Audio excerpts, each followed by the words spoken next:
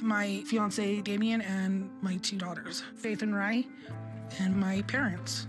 We have lived here with my parents for the last, just moved in because I needed a little extra help. So mom and dad said, come on back home. Not getting clean is under my stomach because it collects so much moisture there, but it's hard to stop eating because it makes you feel good. You don't want to stop.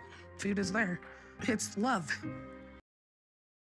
Alright, boom. First and foremost, I want to apologize. I didn't realize the new season of £600 Life had started last week. But this is last week's episode, Krystal story. So we're going to get into it. And then, of course, tomorrow we'll be back again with the second episode of the new season. Now, do mind this wet patch here. It's nothing because I've just been out coaching, you know what I mean? It's just a little bit of rain, but it's going to go in a second just in case anybody wants to comment about it. But with that being said, though, you can't sit there and tell me that food is your love. While prior to that, you just told us that if you don't clean yourself, certain things start to grow themselves in the stomach area. Come on now. Make that make sense. Someone that loves you doesn't make you feel disgusting. It doesn't create a fungus or whatever the hell it is that goes on down there. Come on, let's keep it 100. But hey, let's continue and see exactly what else happened with Krystal's story.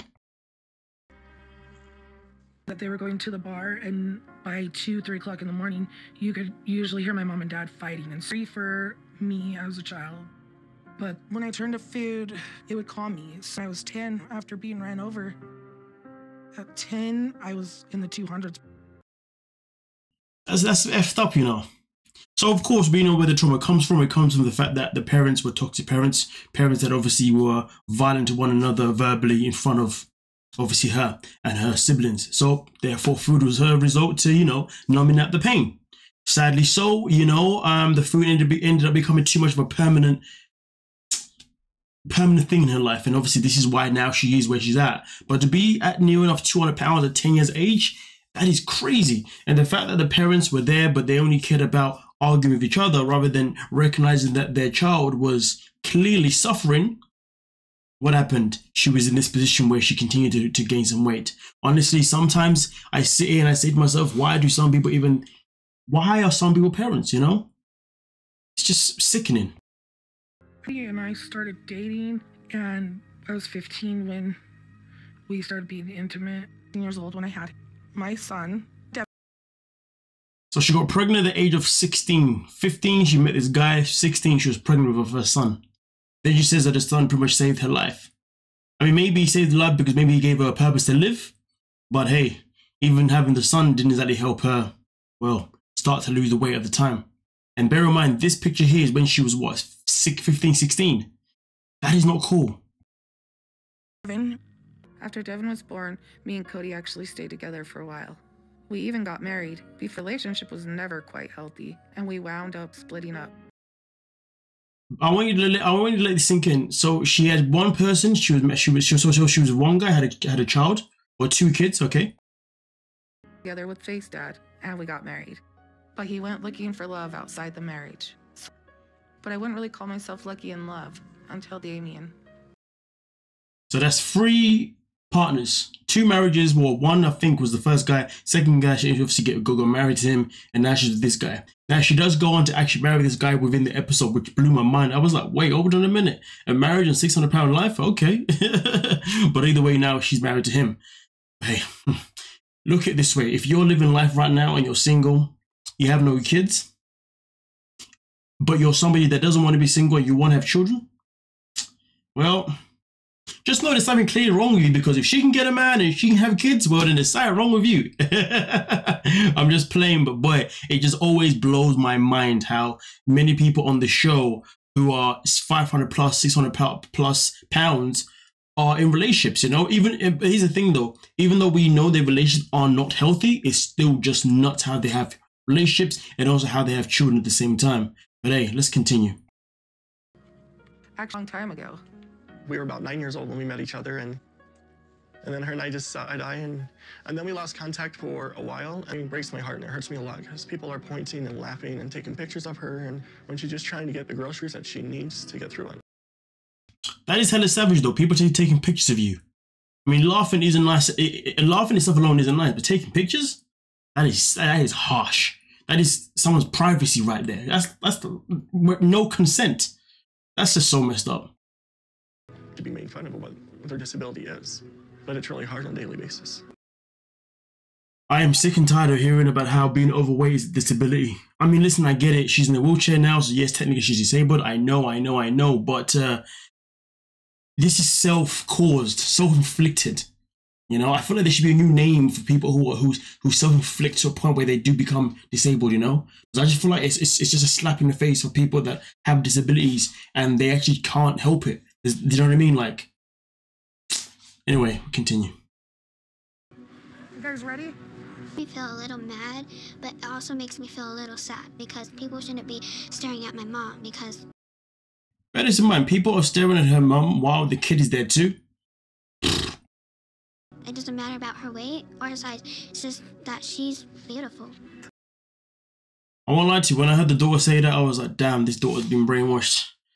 Like, yes, I listen, there's truth to what the daughter says, but your mom's unhealthy. She's dying. Come on, she's 36 years of age. And you guys don't even know how much she weighs yet. Just wait until you get there. If we didn't have to eat food to keep on surviving and living, I would try my hardest to never have to eat food. Because that's... Yes, you saw it. 690 pounds. Pretty much rounded up, she's 700 freaking pounds. But hey, the daughter would tell you that my mom is this and that though, right? 690. Because I have a great support team and they were all willing to stop and join the diet with me. If your support team was great this whole time, then you wouldn't have got to where you got to, but hey.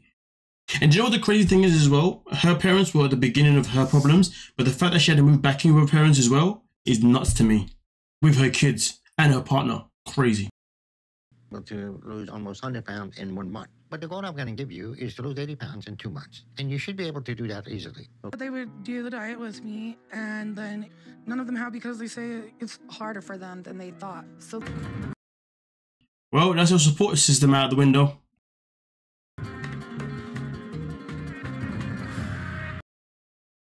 But she was able to lose 71 pounds, legit 71 pounds in a space of 2 months. 80 pounds was the target, but 71, you know what though? I don't want to lie to you. I was hella surprised and therefore I was happy for her, you know what I mean? But hey, let's see. Did she end up getting the surgery though? Did she end up doing the full shebang? Let's get into it. We had to move out. So my friend has been letting us stay in their greenhouse for the past few weeks in their backyard.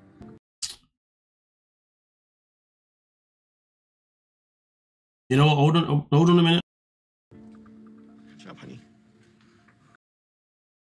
So since she lost the 71 pounds, it's been 5 months since then, and in 5 months she was only able to lose 11 pounds. Now, of course, she went through a little struggles here and there with the fact that her parents sold the house, so therefore she had to find accommodation. And the accommodation that she got, sadly, was living in the greenhouse. So I understand the situation definitely was not the best. So therefore, for her to stay on track, it was pretty much going to be impossible in her, not impossible, it was going to be harder in her eyes. And as you can see, clearly the result was a lot harder. But Dr. now said, listen, even though you didn't reach the mark, I'm still going to give you another chance because you at least lost something rather than gaining it. I'm going to give you another chance to lose, a couple more pounds. And if you can do that, then we can reconsider you getting the surgery. So let's find out. I'm going to give you a goal to lose 30 pounds in 1 month. Okay. And if you do that, and then we proceed with your weight loss surgery, okay? All right.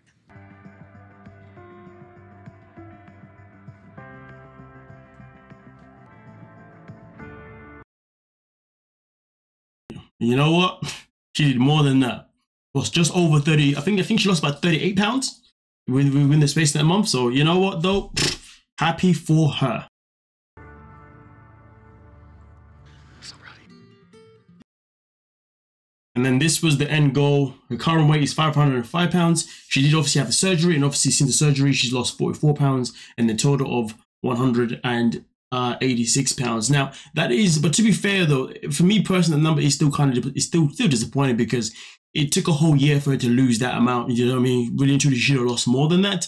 But to lose that amount, given the fact that she was at near enough 700 pounds and she's now 505 pounds, and hoping that she's continued this journey and she's lost even more than that by now, then, honestly, congratulations to her and well done to her. Do you know what I mean? But please, all the things that you noticed in this thing that were the concerning things about her life, please take them under consideration for yourselves or people you know, so therefore you don't put yourself in a similar position, you know what I mean? Because it's not nice to, you know, be living in a situation where you're afraid that your body's going to be creating fungus or something like that underneath because you're too big, and being around people that just aren't good for you. So please be aware of these signs, and, you know, do best to look after yourselves or the people around you if you know anyone who's in this position, or if you know you are in this position in something particular. But we'll be back tomorrow, of course, with the next episode. So be there for it. And thank you so much for your time. Don't forget to like, subscribe, and of course, peace.